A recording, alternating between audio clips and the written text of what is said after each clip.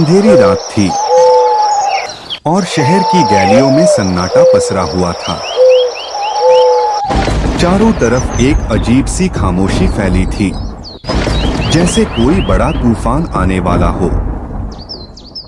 तुम नहीं समझोगे, ये सब एक बड़ी साजिश का हिस्सा है। मैं उस जाल में फंसा हूँ जिससे निकल पाना नामुमकिन है। पर तुम्हें एक वादा करना होगा, तुम लोग ये बात किसी को नहीं बताओगे। अगर मैंने कुछ किया तो भी तुम सब चुप रहोगे। चार दोस्त राहुल, समीर, विक्रम और राघव शहर के पुराने ढाबे पर बैठे थे। वो ढाबा हमेशा से उनकी मुलाकात की जगह रहा था, लेकिन आज का माहौल कुछ अलग था। राहुल इस कहानी का मुख्य पात्र है। उसके चेहरे पर गहरी चिंता की लकीरें थी और उसका दिल किसी अनजाने डर से कांप रहा था।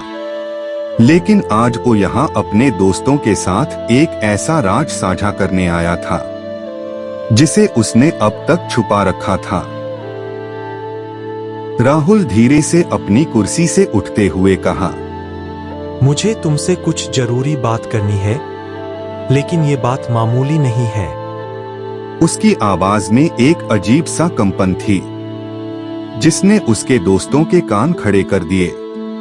समीर ने अपने माथे पर हाथ रखा और पूछा, क्या हुआ राहुल, तुम इतना डरा हुआ क्यों लग रहे हो? राहुल ने गंभीर सांसें ली और कहा, एक हत्या होने वाली है और मैं जानता हूं कि इसे कौन करने वाला है। ये सुनते ही तीनों दोस्त सकते में आ गए। विक्रम ने अपनी सिगरेट बुझाते हुए पूछा, किसकी हत्या और कौन है वो? राहुल की आंखें कमरे की दीवार पर टिक गई, जैसे वो अतीत के किसी हिस्से को देख रहा हो। उसने धीरे से कहा, ओ कोई और नहीं बल्कि मैं हूँ। अचानक कमरे में सन्नाटा छा गया। समीर, विक्रम और राघव की सांसें थमसी गई। ये एक ऐसा पल था जिसे उन्होंने कभी नहीं सोचा था। राहुल, जो हमेशा शांत लड़का था, जो अब हत्या की बात कर रहा था। ये कैसे हो सकता है? समीर ने चौंकते हुए पूछा। तू ऐसी बात क्यों कर रहा है राहुल?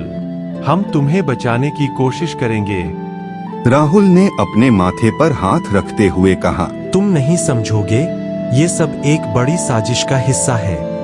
मैं उस जाल में फंसा हूँ जिससे निकल पाना नामुमकिन है। पर तुम्हें एक वादा करना होगा, तुम लोग ये बात किसी को नहीं बताओगे। अगर मैंने कुछ किया तो भी तुम सब चुप रहोगे।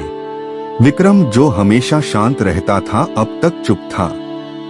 उसने गहरी आवाज में कहा, राहुल, हम तुम्हें बचाने के लिए सब कुछ करेंगे, लेकिन पहले हमें पूरा सच बताओ। राहुल धीरे धीरे अपनी कहानी शुरू किया।